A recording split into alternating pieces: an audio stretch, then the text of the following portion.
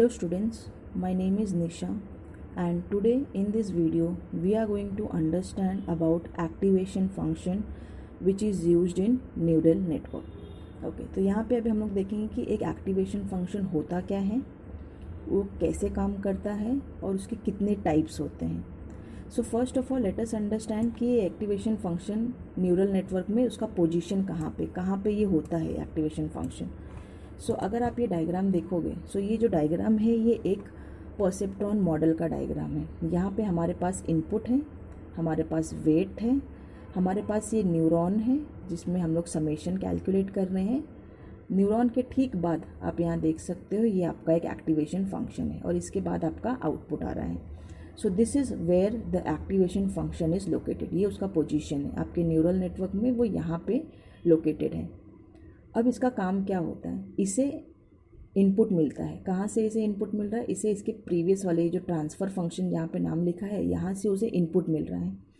इसका जो भी इनपुट है this will give the input to this activation function. Input मिलने के बाद वो कैलकुलेट करता है, कुछ कैलकुलेट करने के बाद वो चेक करता है कि इस न्यूरॉन को मुझे आगे भेजना है कि नहीं भेजना है. ओके ये उसका काम है. आपके एक्टिवेशन फंक्शन का काम यही है कि जो भी उसको इनपुट मिल रहे हैं उस इनपुट को चेक करो और चेक करके पता करो कि कौन से न्यूरॉन को आगे भेजना है और किसको आगे नहीं भेजना. मतलब इसको हम लोग ऐसा भी बोल सकते हैं कि आपका जो एक्टिवेशन फंक्शन है वो डिसाइड करता है कि कौन से इनपुट्स को एक्टिवेट करना है और कौन से इनपुट को एक्टिवेट नहीं करना है. अगर मैं एक सिंपल सा एग्जांपल दिखाऊं तो यहाँ पे आप देख सकते हो ये डायग्राम में इनपुट लेयर में हमारे पास 8 इनपुट्स आर देयर. 8 इनपुट्स है. अब इस 8 इनपुट में से सिर्फ और सिर्फ हमारे 5 इनपुट्स आर सेलेक्टेड. जो आपको ग्रीन में दिख रहे हैं सिर्फ वही इनपुट जो है वो सिलेक्ट हुए हैं. ठीक है, अब इस सिलेक्शन का काम कौन करता है, ये आपका एक्टिवेशन फंक्शन करता है. ये 5 इनपुट सेलेक्ट हो गए हैं तो ये अगले लेयर में जाएंगे. नेक्स्ट लेयर में वापस से हमारे पास 1 2 3 4 5 6 न्यूरॉन्स जो है या 6 सेल्स जो है वो सेलेक्ट हुए हैं और they will go to the next level. ठीक है, अब यहाँ पे नेक्स्ट लेयर पे आने के बाद वापस से 1 2 3 4 5 6 अगेन 6 नोड्स और 6 न्यूरॉन्स जो है वो हमारे सेलेक्ट हुए हैं और वो अगले लेयर पे जाएंगे. इस तरीके से क्या होता है, आपके इनपुट में जिस भी नोड से या जिस भी न्यूरॉन से हमें आउटपुट जनरेट हो सकता है, सिर्फ वही न्यूरॉन्स या वही नोड जो है वो अगले लेयर पे जाएंगे. अगला लेयर जो है वो आपका इनपुट लेयर से हिडन लेयर हो सकता है, एक हिडन लेयर से दूसरा हिडन लेयर हो सकता है, या फिर एक हिडन लेयर से आउटपुट लेयर भी हो सकता है.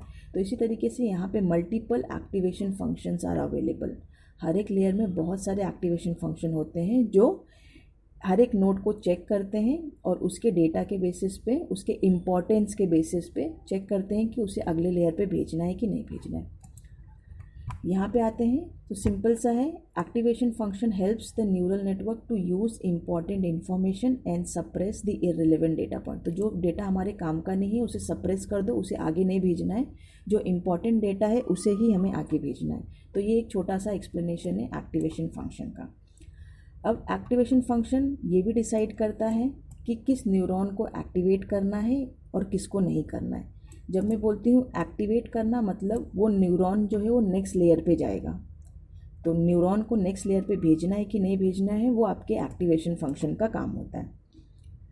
इसके बाद ये अगर आप डायग्राम देखो तो यहाँ पे हमारे पास वापस से इनपुट है, हमारे पास W हमारा वेट है, ये Z हमारा समेशन है. समेशन में क्या हो रहा है, हर एक इनपुट जो है वेट के साथ मल्टीप्लाई हो रहा है और उसके बाद में हम लोग उसमें बायस के वैल्यू को ऐड कर रहे हैं. ये परफॉर्म करने पे हमें एक Z का वैल्यू मिलेगा.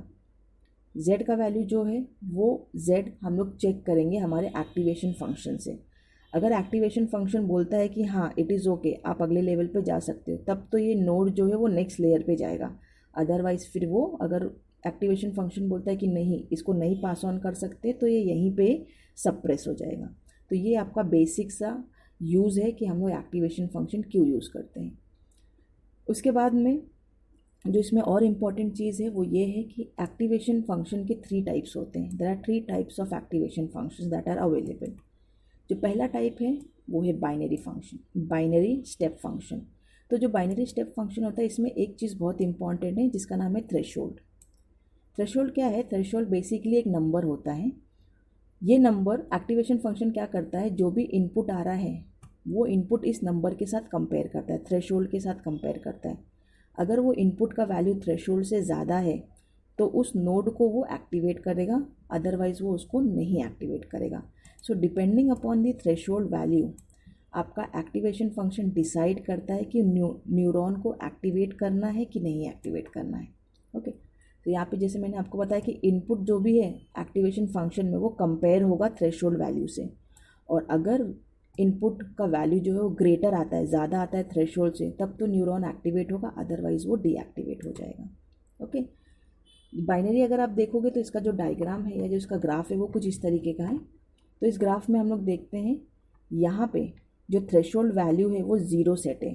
तो threshold value which is set is zero, तो यहाँ पे ज़ीरो थ्रेशोल्ड वैल्यू हमने सेट किया है। अब ये आपका इनपुट है, ये जो एक्स एक्सिस है वो आपका इनपुट है, वाई एक्सिस जो है वो आपका आउटपुट है। अब इनपुट में अगर आपका वैल्यू लेस देन ज़ीरो आ रहा है, क्योंकि हमने थ्रेशोल्ड क्या सेट किया, हमने थ्रेशोल्ड ज़ीरो सेट किया है। अगर आपका इनपुट लेस देन ज़ीरो आ रहा है तो हमें उस न्यूरॉन को आगे नहीं भेजना है। तो यहाँ पे आप देख सकते हो ये सारे जो भी इनपुट है, ये जो इनपुट हमारे न्यूरॉन के हैं ये हम लोग आगे नहीं भेजेंगे, ये यहाँ पे ही सप्रेस हो जाएंगे। द न्यूरॉन्स और द इनपुट, यहाँ पे देखो ज़ीरो से ज़्यादा है, जिसका वैल्यू ज़ीरो से ज़्यादा है उसको हम लोग अगले लेयर पे भेजेंगे। तो यहाँ पे जो आपको दिख रहा है जिसका वैल्यू 1 है, तो ये सारे नोड्स जो है ये सारे जो इनपुट है ये एक्टिवेट होंगे। बाकी जिसका वैल्यू यहाँ पे आप देख रहे हैं ज़ीरो, दिस इज बिटवीन -0.0 से 0.02 के बीच में, मतलब यहाँ पे वी हैव समवेयर ज़ीरो। सो इनके सारे का वैल्यू विल बी ज़ीरो। तो ये नोड्स जो है वो एक्टिवेट नहीं होंगे, वेर एज ये नोड्स जो है वो एक्टिवेट हो गए। बाइनरी नाम इसलिए दिया क्योंकि इसमें या तो आंसर आपका 1 आता है या तो आपका आंसर जो है वो 0 आता है। इसको मैथमेटिकली अगर देखा जाए तो इसका नोटेशन कुछ इस तरीके का है, F of X is equals to 0 अगर आपका input that is X is less than 0, otherwise वो 1 होगा अगर आपका इनपुट इज ग्रेटर देन या equal to 0। So this is what is your first type of activation function. So after binary step function जो अब अगला टाइप का हमें एक्टिवेशन फंक्शन देखना है उसका नाम है लीनियर एक्टिवेशन फंक्शन। अब लीनियर एक्टिवेशन फंक्शन क्या करता है? पहले तो जो बाइनरी एक्टिवेशन फंक्शन है ना उसमें कुछ प्रॉब्लम है, प्रॉब्लम मतलब उसमें देयर आर सम लिमिटेशंस, तो वो लिमिटेशंस हम लोग यहाँ लीनियर में ओवरकम करते हैं। दूसरी चीज़, जो हमारा लीनियर एक्टिवेशन फंक्शन है इसे हम लोग नॉन एक्टिवेशन या फिर आइडेंटिटी फंक्शन भी बोलते हैं। तो इसका जो दूसरा नाम है वो ये है नॉन एक्टिवेशन या फिर आइडेंटिटी फंक्शन। यहाँ पे क्या होता है, the activation is proportional to the input. When I say proportional, जब मैं बोलती हूँ प्रपोर्शनल तो इसका मतलब होता है अगर मेरा इनपुट इंक्रीज़ हो रहा है तो मेरा एक्टिवेशन विल इंक्रीज़, अगर मेरा इनपुट डिक्रीज़ हो रहा है तो मेरा activation function will also decrease. Okay, that is what is the meaning of proportional. फिर यहाँ पे आते हैं, उसका सीधा ग्राफ देखते हैं। ये हमारा ग्राफ है, यहाँ पे आप देख सकते हो this is my x axis में मेरा इनपुट है, वाई एक्सिस पे मेरा आउटपुट है। जैसे जैसे मेरा इनपुट इंक्रीज़ होते जाएगा वैसे वैसे मेरा output value is also getting increase. Output मतलब आपका एक्टिवेशन फंक्शन का आउटपुट। ये student, so as in when increase in the input is there, output will also go on increase. अगर हम लोग डिक्रीज़ करते जाएंगे सो अकॉर्डिंगली ये ग्राफ नीचे की तरफ भी आ सकता है। ओके, सो ये है आपका ग्राफिकल मेथड में आप लीनियर एक्टिवेशन फंक्शन को इस तरीके से रिप्रेजेंट करोगे। मैथमेटिकल फंक्शन अगर आप देखना है तो उसका बहुत ही सिंपल है, that is F of X is equals to X. जैसे मैंने बताया था अगर ये इनपुट एक्स इंक्रीज़ हो रहा है तो अकॉर्डिंगली आपका एफ ऑफ एक्स भी इंक्रीज़ होगा, अगर एक्स डिक्रीज़ हो रहा है तो आपका ये एक्स भी प्रोपोर्शनैलिटी में डिक्रीज़ होगा। कहीं कहीं पे मैथमेटिकल फंक्शन ऐसा लिखा जाता है that is F of X is equals to X. At some places it is written like this way, F of X is equals to A of X, जहाँ पे आपका जो ए है ये कॉन्स्टेंट टर्म है, ए जो है वो एक कॉन्स्टेंट टर्म है। So this is what is your linear activation function. तो जो पॉइंट्स हमने कंसिडर किए वो इंपॉर्टेंट पॉइंट्स है as per to the linear activation function. अब आते हैं नेक्स्ट पे, जो कि है हमारा third type of activation function जिसका नाम है नॉन लीनियर एक्टिवेशन फंक्शन। जो नॉन लीनियर एक्टिवेशन फंक्शन है यहाँ पे इसने भी in non linear activation function, the linear activation function. अब चलते हैं third type of linear function पे। अब चलते हैं third type of activation function पे, जिसका नाम है non linear activation function. Non linear activation function में बहुत सारे टाइप्स होते हैं, टोटल देखा जाए तो 10-12 टाइप्स आते हैं। अब चलते हैं next type of activation function पे, जिसका नाम है नॉन लीनियर एक्टिवेशन फंक्शन। अब यहाँ पे नॉन लीनियर एक्टिवेशन फंक्शन क्यों आया एग्जिस्टेंस में, इसका रीज़न ये है कि वापस से जो हमारा लीनियर एक्टिवेशन फंक्शन था उसमें फिर से कुछ प्रॉब्लम था, उसमें कुछ लिमिटेशंस थे।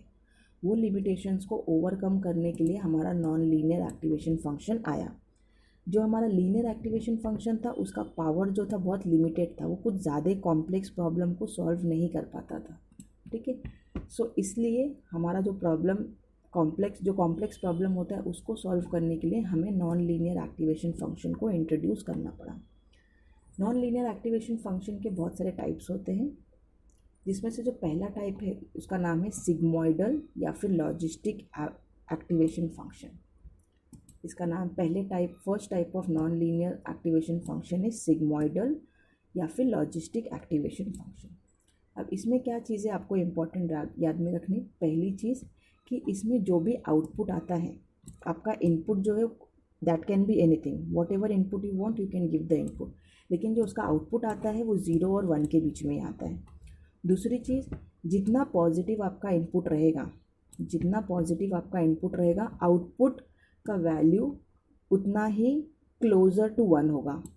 जितना नेगेटिव आपका इनपुट रहेगा, जो आपका आउटपुट रहेगा वो 0 के नज़दीक आएगा। फिर से, अगर आपका इनपुट पॉजिटिव है ओके, तो आपका आउटपुट जो है वो 1 के आसपास रहेगा, और अगर आपका इनपुट जो है वो नेगेटिव है तो आपका जो आउटपुट आएगा वो 0 के नज़दीक होगा। ये डायग्राम से देखते हैं। यहाँ पे हमारे पास सिग्मॉइडल का ग्राफ है। यहाँ पे एक्स एक्सिस हमारा इनपुट है, वाई हमारा आउटपुट है। आउटपुट देख सकते हो आप 0 और 1 के बीच में ही है। इनपुट में देखो we have some negative number, -6 हमारे पास नेगेटिव नंबर है, और पॉजिटिव में वो 6 तरफ जा रहा है। तो आप देखो जो 6 की प्लॉटिंग है वो 1 के नज़दीक है। यहाँ पे देखो वाई एक्सिस पे 1 के नज़दीक है, फिर 5 की भी थोड़ी सी नज़दीक है, फिर 4 की थोड़ी सी 1 से दूर होते जा रही, ऐसे ऐसे करते करते। सो अगर इनपुट आपका पॉजिटिव है तो आपका आउटपुट जो है वो 1 की तरफ रहेगा।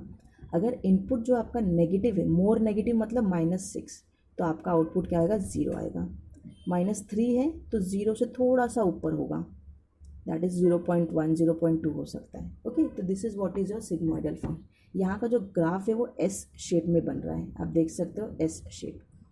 इसका जो मैथमेटिकल फार्मूला है वो कुछ इस तरीके से रिप्रेजेंट किया जाता है। f(x) जो आपका एक्टिवेशन फंक्शन है, which is equal to 1/1 plus e of e⁻⁻x, ये उसका मैथमेटिकल रिप्रेजेंटेशन है। ये हो गया आपका पहला टाइप का first type of non linear activation function. अब आते हैं सेकेंड टाइप में, जिसका नाम है टैन-एज फंक्शन, जिसे हम लोग हाइपरबॉलिक टैंजेंट फंक्शन भी बोलते हैं। इसका काम भी, this is also very similar to your sigmoidal, ये भी बहुत ही सिमिलर है सिग्मॉइडल का। इसमें भी जो शेप बनता है ग्राफ का वो एस के जैसा होता है, बट खाली डिफरेंस क्या है, डिफरेंस ये कि इसमें जो आउटपुट है वो -1 और 1 के बीच में आता है। पहले वाले में इट वॉज 0 and 1, यहाँ पे -1 और 1 के बीच में आता है। वापस से कंडीशन यहाँ पे भी सेम है, अगर आपका इनपुट पॉजिटिव है तो आपका आउटपुट जो है वो 1 के नज़दीक आएगा। अगर आपका इनपुट मोर नेगेटिव है तो आपका आउटपुट जो है वो नेगेटिव की तरफ आएगा। ग्राफ देखते हैं, ये हमारा ग्राफ है। ग्राफ में वापस X axis is your input, Y is your output. यहाँ पे देखो अगर आपका इनपुट पॉजिटिव है, देखो जैसे जैसे एक्स की वैल्यू इंक्रीज़ हो रही पॉजिटिवली, 1 से 2, 2 से 3, 3 से 4, तो आपका देखो जो ग्राफ है वो 1 के नज़दीक जा रहा है, दिस इज़ योर 1।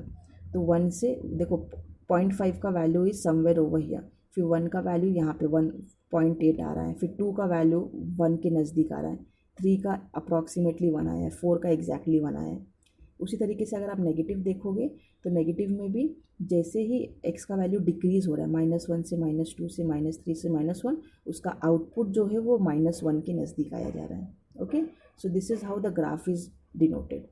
इसका मैथमेटिकल रिप्रेजेंटेशन देखना है तो ये फॉर्मूला यूज़ होता है, that is f(x) is equals to e⁻x minus e⁻⁻x divide by E raise to X plus E raise to minus X, ये उसका मैथमेटिकल फार्मूला। तो जो मैथ्स वाले सम्स आते हैं उसके लिए आपको ये फार्मूला यूज़ करके सॉल्व करना है। बट यहाँ पे हम लोग मैथ्स वाले सम्स को कवर नहीं करेंगे, हम लोग सिर्फ थेरोटिकल पॉइंट ऑफ व्यू से उसको समझने की कोशिश करेंगे। तो ये हो गए हमारे दो टाइप के नॉन लीनियर एक्टिवेशन फंक्शन। अब आते हैं third type of activation function जिसका नाम है रीलू। रीलू भी एक तरह का नॉन लीनियर एक्टिवेशन फंक्शन है, जिसकी पॉपुलैरिटी ज़्यादा करके डीप लर्निंग में है। डीप लर्निंग के डोमेन में ये ज़्यादा पॉपुलर है। रीलू क्यों नाम दिया गया? क्योंकि ReLU re stands for rectified, L U stands for linear unit, so that the full form of ReLU is rectified linear unit. अब यहाँ पे क्या है, यहाँ पे इसका एक एडवांटेज है कि it does not activate all the neurons at the same time. तो जितने भी आपके न्यूरॉन्स होते हुए सारे को एक साथ में एक्टिवेट नहीं करता है, ठीक है, ये सबको एक साथ में एक्टिवेट नहीं करता है।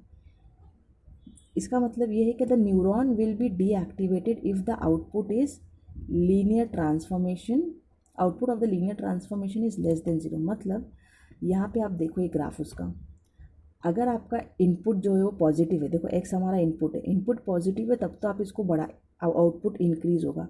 लेकिन जैसे ही एक्स का वैल्यू जो है, इनपुट का वैल्यू लेस देन 0 आता है, आपका जो भी आउटपुट है वो 0 हो जाएगा। तो देखो कंडीशन क्या लिखा है यहाँ पे, कंडीशन लिखा है F of X is equals to X. जितना आपका इनपुट है उतना ही आपका आउटपुट होगा। कब? जब आपका एक्स जो है वो ग्रेटर देन इक्वल टू 0 है। अगर आपका जो एफ है, अगर आपका जो एक्स है वो लेस देन 0 है तो आपका आउटपुट भी 0 हो जाएगा। Are you getting?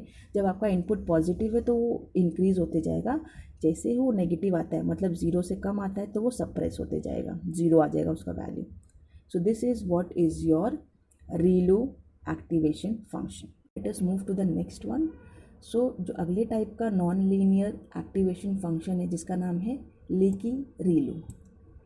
लीकी रीलू जो है वो एक तरह का इम्प्रूव्ड वर्जन ऑफ योर रीलू। इसके पहले हमने रीलू कवर अप किया, तो रीलू का ही इम्प्रूव्ड वर्जन है, एडवांस वर्जन है। रीलू में हमने क्या देखा था, रीलू के अंदर अगर आपके एक्स का वैल्यू लेस देन 0 है तो उसका आउटपुट या जो उसका ग्रेडियंट होता है वो सारा 0 हो जाता है। मतलब वो नोड को हम लोग डीएक्टिवेट कर देते हैं। अगर आपका इनपुट का वैल्यू, अगर आपके एक्स का वैल्यू 0 से कम है तो उस न्यूरॉन को हम लोग आगे नहीं लेके जाते, उसे हम डीएक्टिवेट कर देते हैं। लेकिन लीकी रीलू क्या बोलता है कि instead of deactivating them, instead of making their value as 0, हम लोग क्या कर सकते हैं, हम लोग उसको 0 ना दे के हम लोग उसको एक छोटी सी वैल्यू दे देते हैं। जैसे कि वो छोटी सी वैल्यू क्या है, दैट इज़ 0.01। सो अब देखो हमारा फंक्शन चेंज हो जाता है। If your input is greater then और इक्वल टू 0, अगर 0 से ज़्यादा है आपका इनपुट तो आपका आउटपुट x होगा। अगर x जो है वो ग्रेटर देन इक्वल टू 0 तो आपका आउटपुट x होगा। अगर x जो है वो 0 से लेस है तो इंस्टेड ऑफ मेकिंग इट 0, रीलू में हमने उसको 0 बना दिया था, लेकिन यहाँ पे हम लोग उसको 0.01 का वैल्यू दे रहे। तो इसका जो आप ग्राफ देखोगे ना वो कुछ इस तरीके का आएगा। देखो यहाँ पर पिछले वाले में हमने क्या देखा था, हमारा डायगनली एक लाइन आ रहा था और फिर उसके बाद वो हॉरिजॉन्टली पूरा ये एक्स एक्सिस के ऊपर ओवरलैप कर रहा था, क्योंकि वहाँ पे हमारे पास एक्स का वैल्यू 0 हो गया था। लेकिन यहाँ पे हमने एक्स का वैल्यू क्या कर दिया, 0.01। तो instead of plotting it at exactly horizontal x axis पे प्लॉट ना करके वो थोड़ा सा ग्राफ आपका नीचे हो गया। अगर आप पिछले वाले ग्राफ से कंपेयर करोगे तो पिछले वाला जो ग्राफ था वो पूरा लाइन एक्स एक्सिस के ऊपर ओवरलैप कर रहा था, लेकिन यहाँ पे वो थोड़ा सा नीचे आ गया। So this is what is your leaky ReLU. So by making this small modification, the gradient of the left side of the graph comes out to be non-zero value। तो ये थोड़ा सा मॉडिफिकेशन 0.01 करने से वो अब 0, आपका जो आउटपुट है या जो ग्रेडियंट का वैल्यू है वो थोड़ा सा मॉडिफाइड हो जाता है। जो पहले 0 आ रहा था अब वो थोड़ा सा नॉन ज़ीरो वैल्यू आता है। तो ये है आपका लीकी रीलू। अब आते हैं एक last type of non linear activation function पे जिसका नाम है एक्सपोनेंशियल लीनियर फंक्शन, जिसको हम लोग ईलू भी बोलते हैं, ELU, that is exponential linear function. Again ये जो ईलू है ये भी एक तरह का, it is a variant of your ReLU only, ReLU का ही एक टाइप है।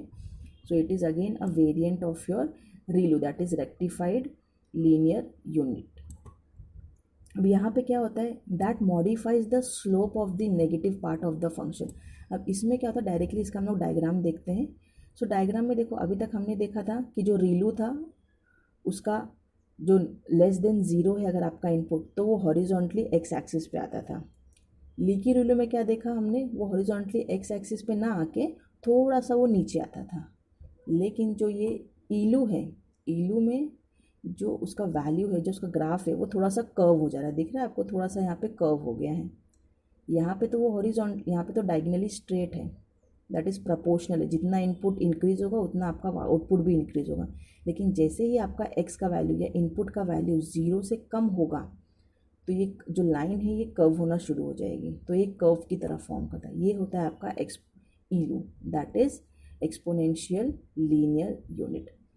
इसका जो अगर मैथमेटिकल फार्मूला देखना है तो वो ये है, if the input of x is greater than equal to zero तो आपका x ही रहेगा। अगर x आपका जो इनपुट है वो ज़ीरो से कम है तो ये फार्मूला अप्लाई होगा, a ब्रैकेट में e raise to x minus 1। So this is what is your ELU, that is exponential linear unit. So इस वीडियो में इतना। हमने देखा कि एक्टिवेशन फंक्शन क्या होता है, टाइप्स ऑफ एक्टिवेशन फंक्शन देखा, जिसमें हमने देखा कि जो नॉन लीनियर एक्टिवेशन फंक्शन होते हैं उसके भी 4-5 कैटेगरीज हमने यहाँ पे कवर अप किए। ओके, सो अगर वीडियो पसंद आई हो तो वीडियो को लाइक करो, शेयर करो, और चैनल पे अगर नए हो तो सब्सक्राइब करो। Thank you so much students.